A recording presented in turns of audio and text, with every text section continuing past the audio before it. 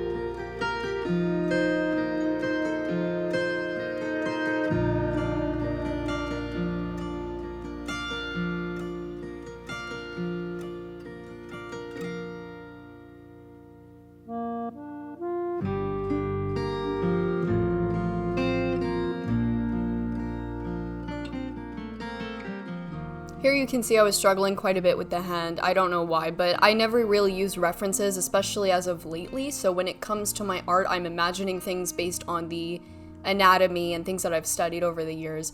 So when it comes to this hand, I was just really done with this.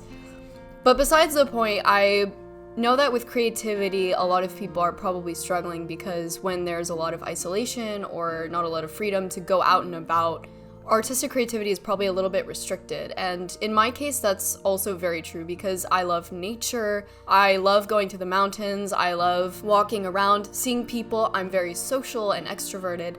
However, I found that I have to kind of reimagine my creative diet, as I'll call it. And it's essentially the balance of intake and output when it comes to how often I am creating versus how often I am taking in. So when it comes to my intake, I have to budget a very specific amount of time each week that I dedicate to reading, watching films, watching television, spending time with people, intake of things that feed my creativity. I call it the creative fuel. And I know sometimes it's a bit harder, especially these days, to sit down and commit to a movie or start reading a book or look into things that are actually gonna lead to creative input, and it just varies for each person, but in my case, this is what works for me.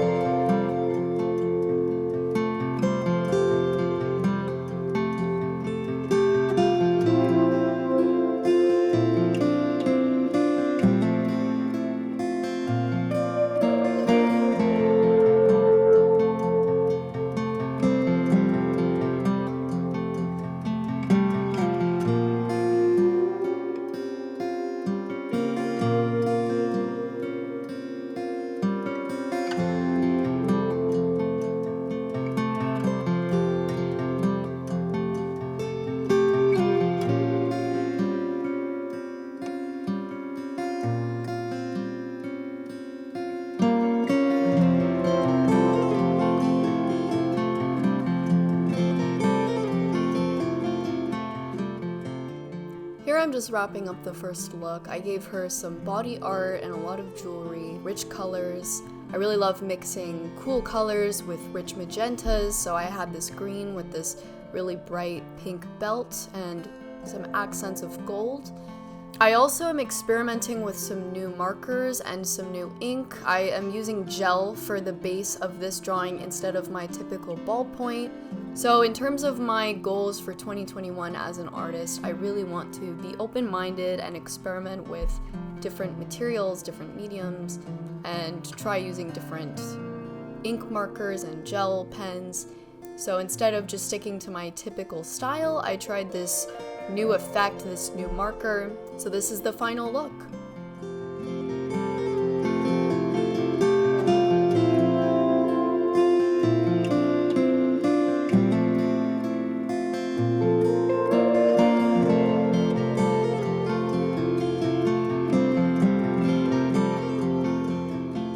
For the second look, I am in a new setup. This time I am using an easel because I think that the angle in which I am drawing kind of affects how I draw. So I wanted to experiment with this upright angle while drawing.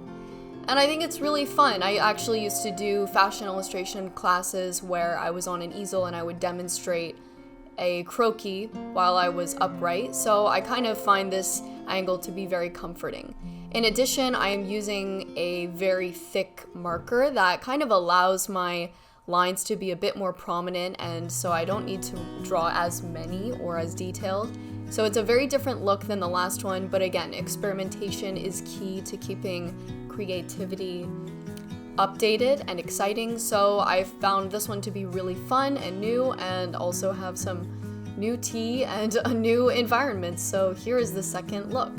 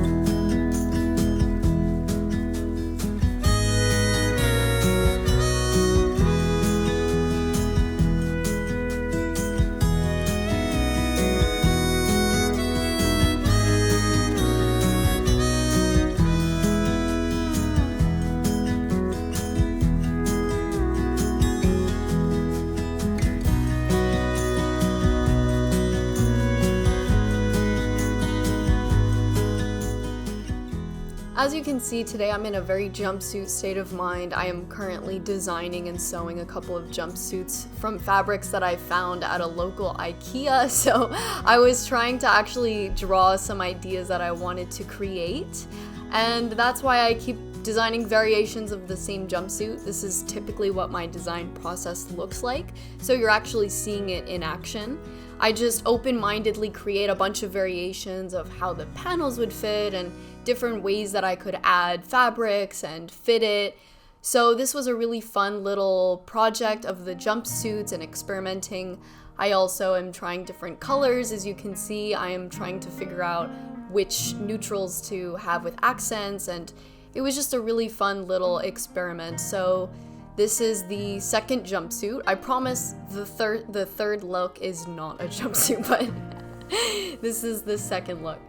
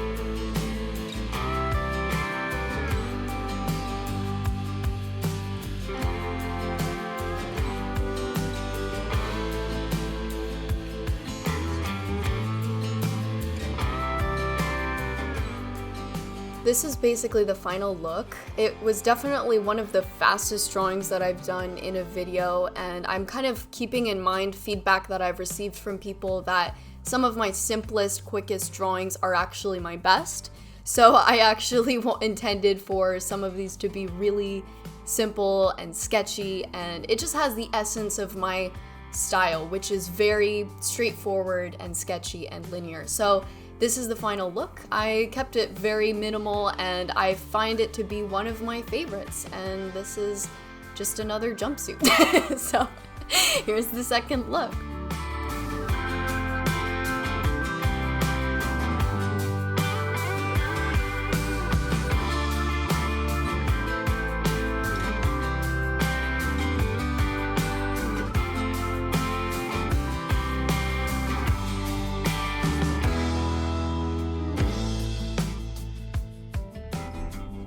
This is the third and final look. I have a few different influences in this style. The past two looks were more rich and kind of Middle Eastern and beachy. However, this look is going for more of a Japanese-inspired, corseted, fun schoolgirl look.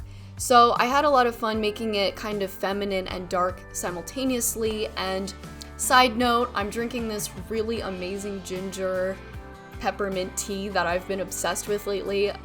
Typically, I'm drinking green tea. I drink like 3 cups a day, but this tea was so good and I'm just really enjoying this atmosphere. So this is the third and final look.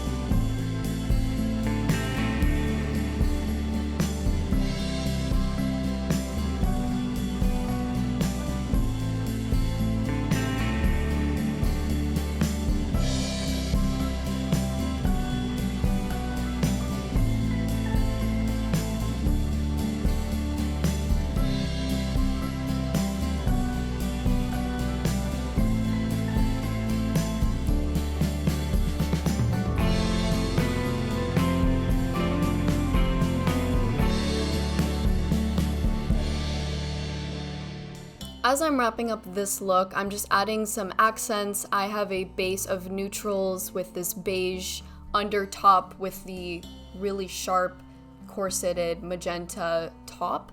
And I had a lot of fun doing this one because I've been really inspired by Japanese art and graphic novels lately. So I imagine her to be a really fun, spunky character. And additionally, I love the corseted kind of trend that's going on right now. I know a lot of people that watch TikTok videos, there is a lot of corset type of trends going on right now. However, how I style it and how I imagine people to wear it out and about would be with this really big and voluminous button-up top underneath that kind of ruffles and has this volume because of how fitted and tight the corset top is. And then to balance out the proportions, I gave a really big, wide skirt. So this is my interpretation of a trend that I became aware of recently, and I find it to be a really fun and kind of spunky look. Additionally, I am going to give her dark hair to kind of balance out with all of the lights and neutrals throughout this look. So this is the final look.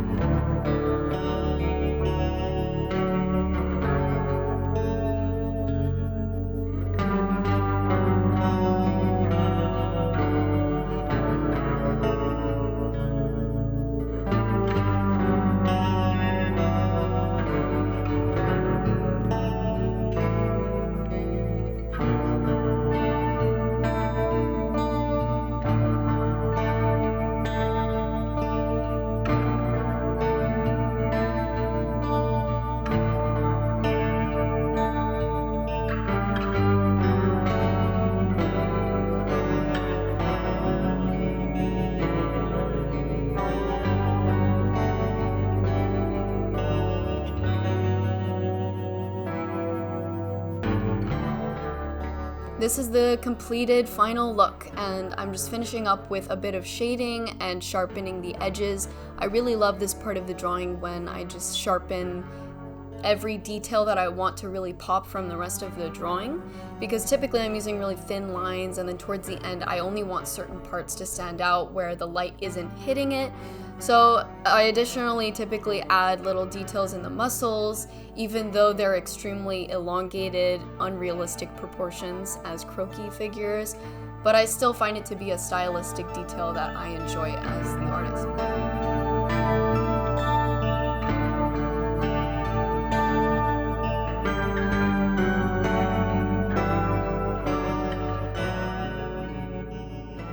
Thank you guys for drawing with me. I can't believe that it's already episode 7 of this series, and I'm really looking forward to continuing it throughout the year. I also look forward to hearing more feedback about what topics to do next if you guys have any further ideas for me. So be well, be safe, and I'll see you in the next draw with me.